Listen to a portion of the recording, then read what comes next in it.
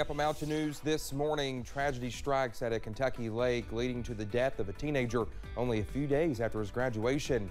And another deadly shooting in the Lexington neighborhood causes concern among the community about the increase in violence.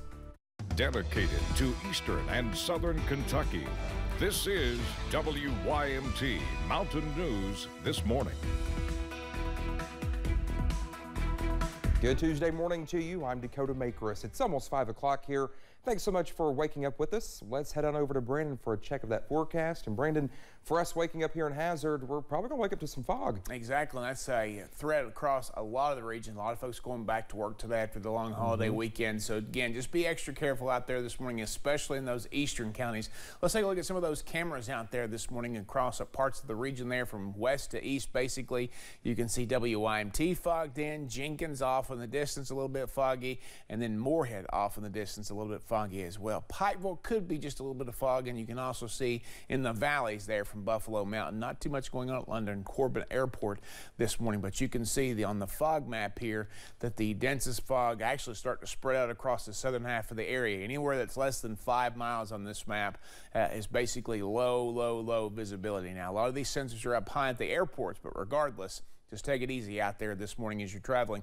Temperatures much warmer than this time yesterday, close to 60 in many locations. We have 60 in Jackson, Ashland, and Monticello. 61 in Moorhead is our warm spot. On the other end of the scale, it looks like 52 in Jonesville right now is our cool spot. But again, all 50s, upper 50s to low 60s out there this morning. Out the door forecast, I think we're going to see temperatures drop just a smidge more to about 55 by the time we get to about 7 o'clock here in a couple hours. And then they'll start to rebound back into the low 80s a little bit later today. Dakota?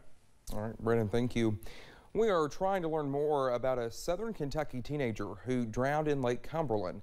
The coroner identified the victim as 17-year-old Cameron Powell. We learned he just graduated from Pulaski County High School. Kentucky Fish and Wildlife says he drowned when a car plunged into the lake at Clifty Creek Road in Russell County. This isn't the first drowning in the area. 1 year ago, a teenager died when swimming without a life jacket.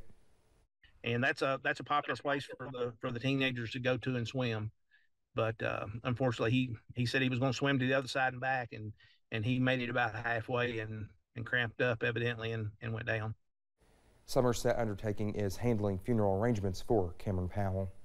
A deadly shooting happened early Sunday morning in Lexington and happened downtown at around 2:30. Police say 31-year-old Scott Lawless shot and killed the victim on North Limestone and West Short Street. The coroner identified the victim as Kevin Real. Real died at the scene. With an event like this happening outside the doors of downtown Lexington homes, some are worried that the area is becoming more violent. One man thinks police need to take situations like this more seriously in order to minimize crime. I just think it's sad that when something does happen, they either don't arrest someone or it seems like they treat it differently than they used to. In just under the first 6 months of 2023, there's already been 8 gun-related homicides in Lexington. Now, that's from the city's website. But despite those stats, others do not believe Lexington is dangerous. They believe it all depends on where you go and who you are with. Police did arrest Lawless in connection with the death of Real. He has been charged with murder and is currently being held at the Fayette County Detention Center. He is set to appear in court today for his arraignment hearing.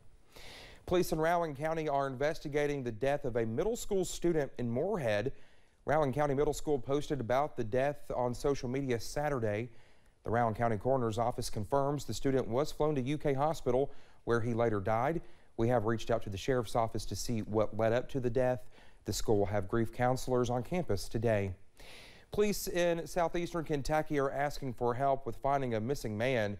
The Knox County Sheriff's Department responded to a welfare check on 54-year-old Guy Seiler after a neighbor said he had not seen him since Wednesday.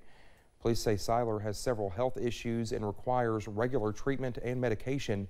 He was last seen at his home on Kentucky 830 in Corbin Wednesday afternoon wearing only blue boxer shorts. He is described as 6'3" with medium-length brown hair and dark skin. Anyone with information of Guy Seiler's whereabouts is asked to call the Knox County Sheriff's Office at 606-546-3181.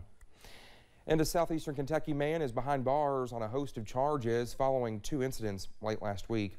The Knox County Sheriff's Office received information about a wanted fugitive that was driving on US 25 East near Barbourville. When police saw the car and tried to stop it, the driver took off. Police ended up chasing 41-year-old Sandy Rice of Barbourville to the Boone Heights community, where he ended up taking off on foot. He was arrested shortly thereafter. The Sheriff's Office had already been looking for Rice for a previous trespassing complaint and to serve him on an indictment warrant. He was charged with several counts of wanton endangerment and several counts of assault, among other charges. Rice is being held in the Knox County Detention Center on a $20,000 cash bond and is expected to appear in court on June 1st. A man in Letcher County was arrested after a traffic stop led to several charges. On May 20th, around 8:30 a.m., a Kentucky State Police trooper saw a violation on Highway 15 in Hazard. Another trooper joined to help stop the car.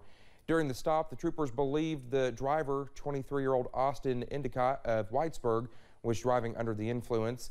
Once they got him out of the car, police saw a gun laying out in the open in the car. When they ran his name through dispatch, the troopers discovered he was a convicted felon. A search of the car led to discovery of more than 1 pound of meth, cocaine, and a large amount of money. Endicott was arrested and is charged with speeding and possession of a handgun by a convicted felon, among other charges. And police are asking for your help in identifying some suspects and their car following a theft. It happened just before 6 a.m. yesterday at a business off of Highway 552, just south of London. The Laurel County Sheriff's Office says extensive damage was done to the front of the building when the suspects tried to use an SUV to burst through the door. Well, if you know who the suspects might be, you are asked to contact the Sheriff's Office at 606-864-6600 or message the office's Facebook page. All right, well, thank you so much for getting your Tuesday morning started with us here on Mountain News This Morning. Coming up, an apartment building in Iowa is set to be demolished after it collapsed during the weekend, injuring at least 1 person.